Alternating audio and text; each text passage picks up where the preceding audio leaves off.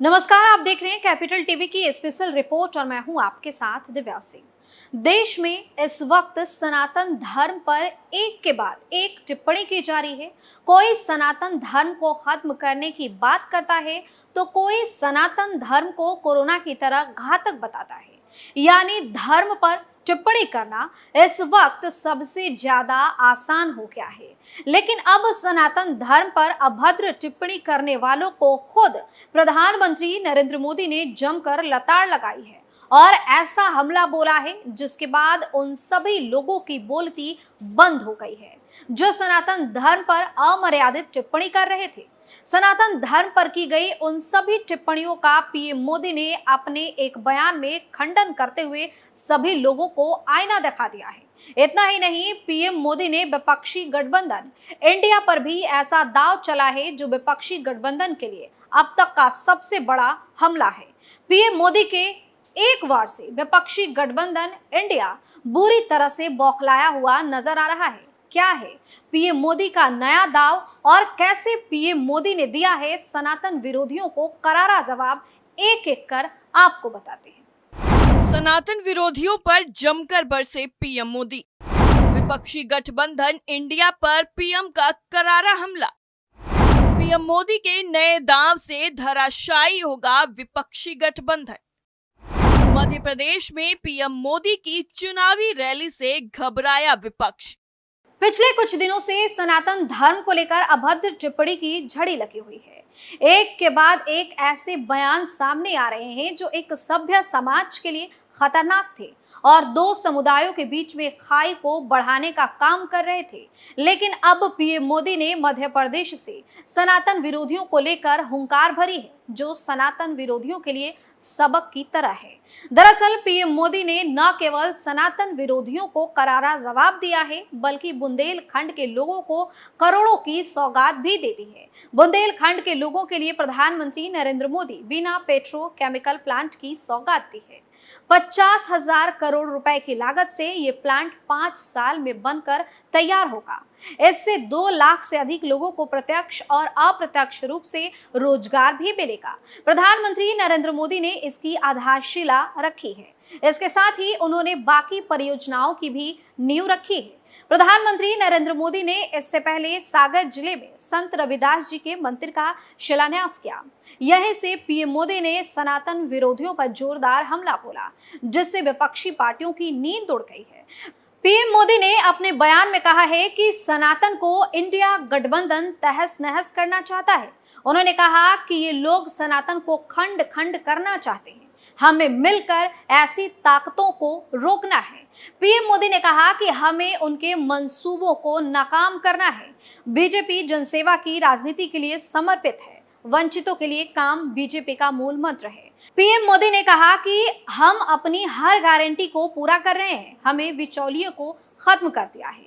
PM Modi ने आगे कहा कि इस क्षेत्र के गौरव को बढ़ाने के लिए हमारी सरकार पूरी तरह से संकल्पित है। पीएम मोदी ने कहा कि भारत को टॉप 3 में पहुंचाने में एमपी की बड़ी भूमिका है। यहाँ के विकास को नई तेजी मिलेगी। उन्होंने कहा कि नया भारत तेजी से बदल रहा है। लाल किले से हमने गुलामी की मानसिकता को लेकर विस्तार से चर्चा की थी। भारत ने गुलामी की मानसिकता को छोड़कर स्वतंत्र मानसिकता के साथ आगे बढ़ना अब शुरू किया है।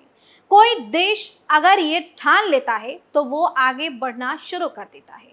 गांव-गांव में G20 के शब्द जुबान पर गूंज रहा है।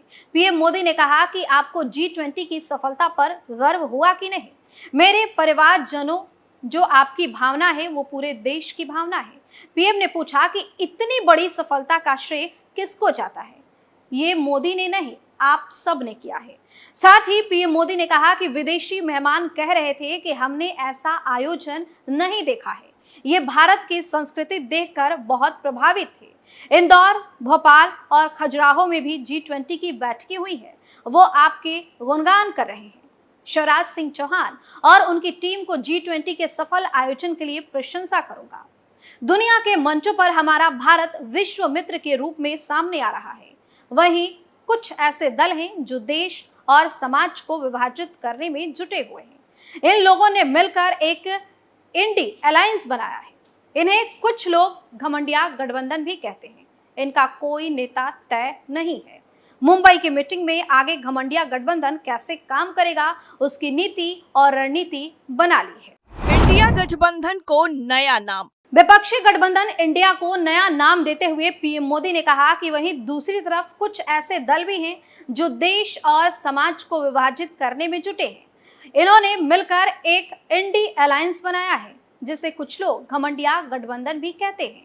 इनका नेता तय नहीं है, नेतृत्व पर भ्रम है, लेकिन इन्होंने अपनी मुंबई मीटिंग में ये घमंडिया गठबंधन कैसा काम करेगा, इसकी नीति और रणनीति बना दी है। इन्होंने अपने एक हिडन एजेंडा भी तय कर लिया है। प्रधानमंत्री मोदी ने कहा कि इस घमंडिया गठबंधन की नीति और रणनीति है भारत की संस्कृति पर हमला करने की। इस इंडी अलायंस का निर्णय है कि भारतीयों की आस्था पर हमला करो। इस घमंडिया गठबंधन की नीयत है कि भारत को जिन विचारों और संस्कारों ने हजारों वर्ष से जोड़ा है, उसे तबाह कर दो। ये घमंडिया गठबंधन वाले सनातन संस्कारों और परंपरा को समाप्त करने का संकल्प लेकर आए हैं। जिस सनातन को गांधी जी ने जीवन पर्यंत माना, जिस सनातन ने उन्हें अस्पृश्यता के खिलाफ आंदोलन चलाने के लिए प्रेरित किया, ये घमंडिया गठबंधन के लोग उस सनातन परंपरा को समाप्त करना चाहते हैं।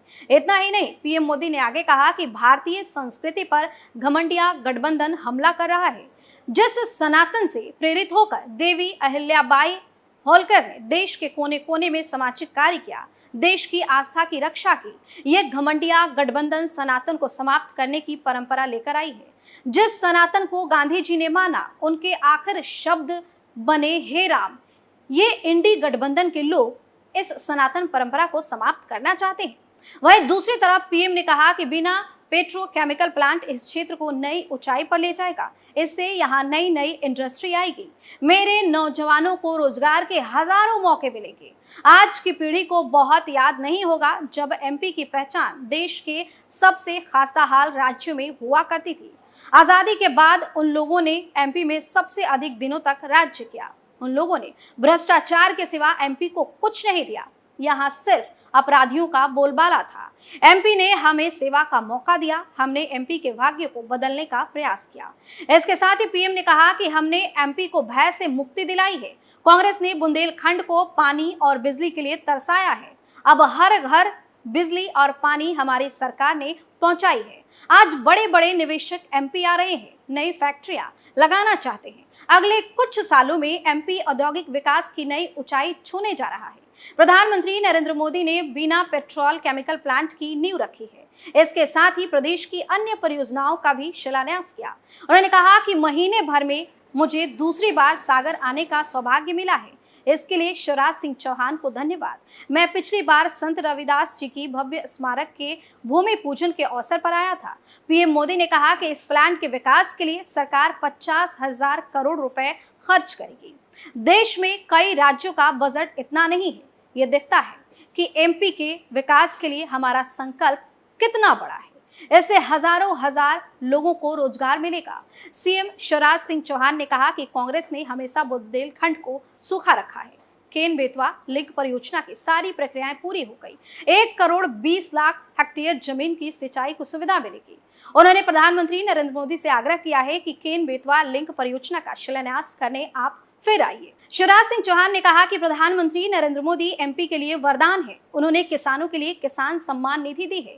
केंद्रीय मंत्री हरदीप पुरी ने कहा कि 2014 से पहले गैस सिलेंडर के लिए लाइन लगती थी। पिछले 3 साल में जिन समस्याओं का सामना करना पड़ा, उस दौरान आपने मुफ्त में वैक्सीन बंटवाई, साथ ही लोगों को मुफ्त राशन दिया। पीएम मोदी के बयान से इतना तो साफ हो गया है कि सनातन धर्म पर किसी भी तरह की अभद्र टिप्पणी बर्दाश्त नहीं की जाएगी और इंडिया गठबंधन की तरफ से जो कोशिशें की जा रही हैं वो कारगर नहीं होने वाली है। स्पेशल रिपोर्ट में फिलहाल के लिए इतना ही। बाकी तमाम खबरों के लिए आप देखते रहिए कैपिटल टीवी। नमस्कार।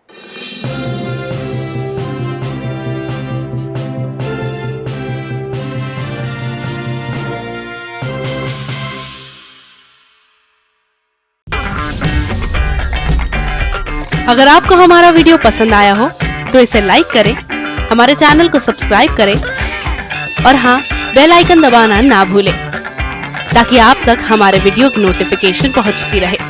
आप अपना सुझाव हमें कमेंट बॉक्स में दे सकते हैं। हमारे साथ जुड़ने के लिए शुक्रिया।